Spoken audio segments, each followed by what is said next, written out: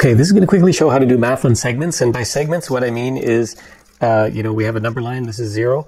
I mean from here to here, or even multiply on segments. We have x and y, and we always do like, this number times this number equals this square. But what about if we had x and y like this, and we wanted to do a number from here to here times a number from here to here? Well, obviously, we're going to get something that looks like this, right? How do we do that? This is math on segments. These segments are segments because they don't start at the 0 point.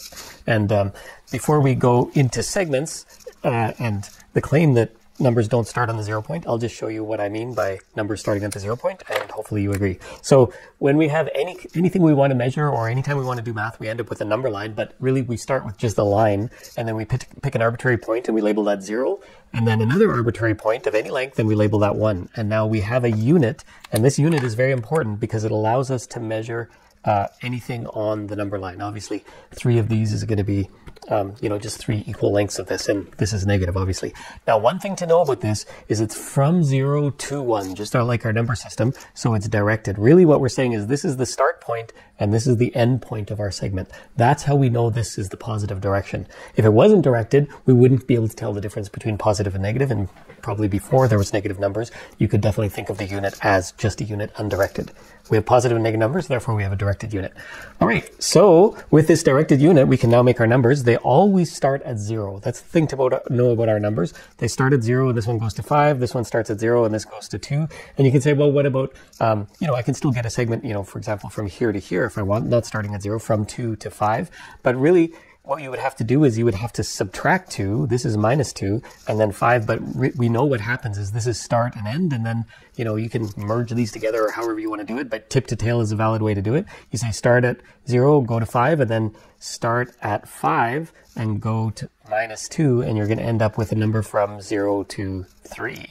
And you'll see it's impossible in this numbering system where everything starts at 0 to ever end up with a number that doesn't have its start point at 0. These are all lengths. And by the way, they're not points. When we say, the number 3, sometimes we like to think of the point as the point of 3, but that's not actually correct. It's actually from 0 to 3. And the point of 3 is actually a segment that starts at 3 and ends at 3. And that's how we define points. We technically, I know we use them a lot, but we incorrectly, or at least we dual use our numbering system by saying it can be a length, but it also can be a point that starts and ends at the same spot.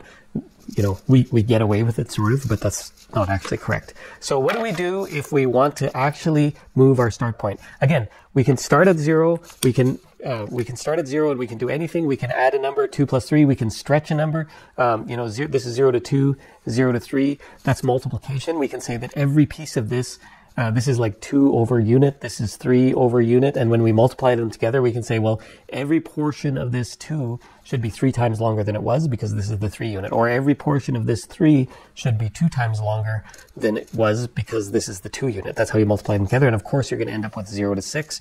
And you can multiply by a negative number. You're going to end up with 0 to negative 6. But you will never, ever, in our numbering system, escape this 0 line because our numbers always define the endpoint. The start point is defined, but it's defined as 0. So if you add 2 numbers together, the initial portion, like you're adding every piece to every piece, the initial portion is 0 plus 0, which is 0. And if you multiply 2 numbers, the initial portion, when you multiply, is going to be 0 times 0, which is 0. So you will never actually escape this number line, this 0 start point. That's the whole point of our numbering systems. Start point is fixed at 0. That's kind of by definition, and the end point is flexible. Now, if we want to have a number that goes, say, from, we have a number from 0 to 4 here, and we want to actually create a number that's 2 to 4. Well, how can we do it? Now, obviously, we can't do it with our numbering system. There's 2 things that are important here. 2 things. The first thing that's important is that we're going to have to subtract this. We don't want to add to this. We want the length ultimately to be 2. Here, let's just label these as 2, 3, 4. We want the length of this to be 2. We just want it to start at 0. So if we subtract 2, like we were saying before, we're just going to end up with a segment that goes from here to here, and that's not what we want. We want to subtract the start point. So our start point has to be flexible, and our end point has to not be flexible. And then the second thing is we want to subtract so it's negative. So if we have a unit, we'll define the unit from here to here as 0 to 1. This can be 0, this could be 1. A unit, it literally defines the number 1. But we don't want to define it in this direction. We want this to be the start point and this to be the end point. What happens then? That start point, you can see now that it's at 1, the start point is flexible and it can move anywhere, and the end point is fixed. So now if we combine two numbers, so let's just do an example of this number. One way to think about this, I know it's a little bit confusing, but let's just do it this way, is like our normal numbers, they always start at 0. Here's the start point. This is just a tape measure. And as we go out, this is 4, 5, 6. They always come from 0. The 0 point is fixed. And of course, we can flip it around and we get negative numbers and it's fixed like this.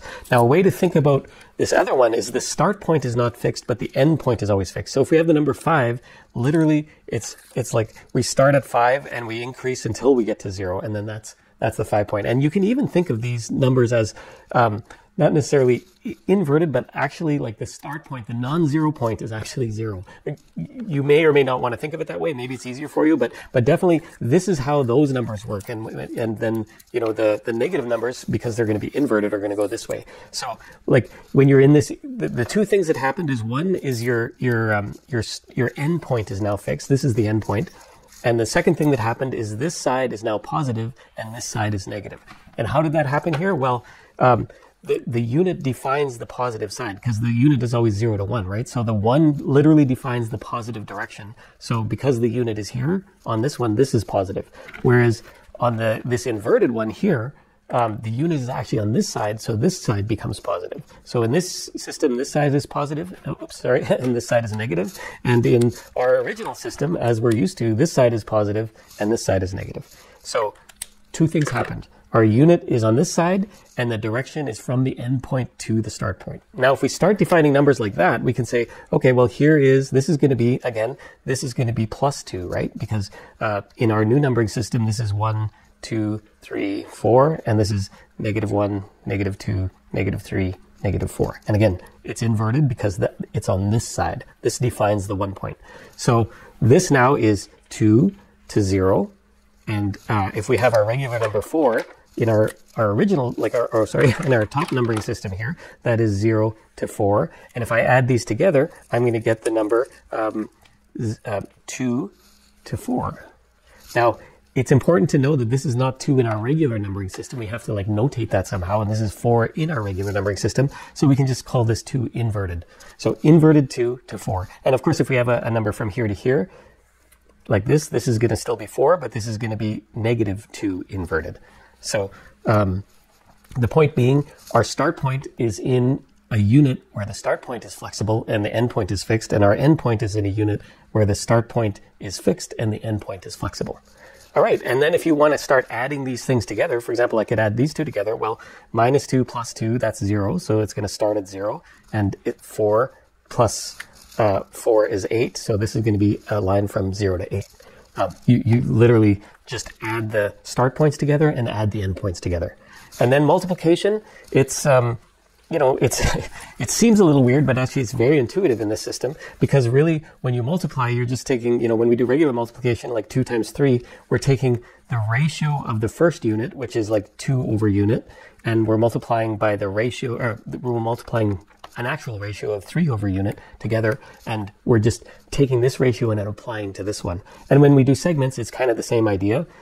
We start here, and perhaps we start here on this one. You're just taking this ratio, which is kind of like it had this much of a head start. Here's our 0 point. This segment had this much of a head start, and it ended up going to here. And this one, it didn't have a head start. It had a handicap, so it started from here and went all the way to there. So anybody who does math will probably recognize this as complex numbers. When I say -2i plus 3, really I'm just saying this is my start point, and the I means it's in the inverted timeline, and this is the end point. And if I want to know the length of this, I can just very quickly look, and -2i plus 3, -2 plus 3 is 1. The length of this is 1. And that's because we subtracted away the start, and our length is what remains here. So that works fine. What we kind of intuitively want to do, though, and I get this question a lot when I talk about it, but what we intuitively want to do is we want to say, yeah, the inverted, the timeline and on the negative side, it feels a little weird. People get that you want to have a flexible start point. So, this point, the start point is flexible and the end point is fixed. That's fine because we have to define a start point. But can't we please just say that when I have a number from 2 to 4, I just call this 2i plus 4? And you know, that's a valid question. And in fact, you can do this, but let's just look what happens. The length of 2i plus 4 is literally 2 plus 4. So the length of that should be 6. And let's just put this unit down. That would mean our start point is at 1 and our end point is at 0. So really we're having a directed segment from the 1 unit. And that's fine. We can do that. But this 2i is in this direction. So really this is 2i and then this is 4. And what you get is, obviously you're going to get a length of 6 now because you're starting here, going to the unit, you're going in this direction, and then you're ending here. And really what you're saying there is that it's going like this. And that, in fact, is what mirroring is. When you have a mirror of something, you're basically, you know, imagine this is a mirror. There's a point of light here. It goes, it hits the mirror, it bounces back, and it goes to your endpoint. And that's why the length of this will actually be 6. In spite of being a line from 2 to 4. 2 plus 4 is 6. So you absolutely can do that, but just know that if you have this, if you don't invert that timeline, you end up with a mirrored number. And it works really, really well for mirrored mathematics. So it's not like it's a mistake. It's just, it's probably not the thing you're hoping to do. So let's just go over one more time. We have a 0 point here. The 0 point is always constant. And then the unit is always going to be some length on the unit, on the number line. And of course it can be in this direction or this direction. It doesn't matter. But the important point is there's a way to fix the unit to 0 where the end point is flexible and the start point isn't. And this is, we could just call this unit 1, our regular unit. And then there's a way to fix it where the start point is negative and it's still going to be called 1, of course, but it's going to be, the start point is flexible on this side, on what we consider the negative side, and the end point is going to be 0, which is fixed. And that's what we call I. And then there is a mirror version of that. And that's when the start point is flexible here and the end point is fixed. And that's what we would call, the unit of maybe -1 or, probably you would call that the unit 1. And then you would have some special, like that's inverted unit. And then this, of course, would be the start point is fixed because you always want to have one of these units, the start point fixed and one the end point fixed, and the end point is 1. And this would probably be, I don't think there's any nomenclature for this, but it would be something like the mirrored version of I. Mirrored version of 1, mirrored version of I, and then I and 1. And, you could argue about how these are, but there's definitely going to be 4 ways to define a unit on this number line. And you can mix and match them. If you have, as long as, of course, if you have 2 things where the start point is fixed and you add the end point, you're not going to get a segment. You're still going to be stuck to this line. So if you mix 2 like this or 2 like this, you can definitely get these mirroring effects, and that's regular math. If you just combine, for example, these 2, you're going to get regular complex numbers. And if you combine these 2, both of them, you're going to get mirrored complex numbers. So there's 4 ways to define a segment on a number line. Complex numbers are absolutely the normal one. But when you get into things like conjugates and complex numbers, I think we do that a little bit incorrectly. We're not actually mirroring. We're just doing the mathematics of mirroring. And if you do a conjugate in these ones, in the sense that you take this one and this one, you actually get this literal mirroring effect. And it kind of works much better.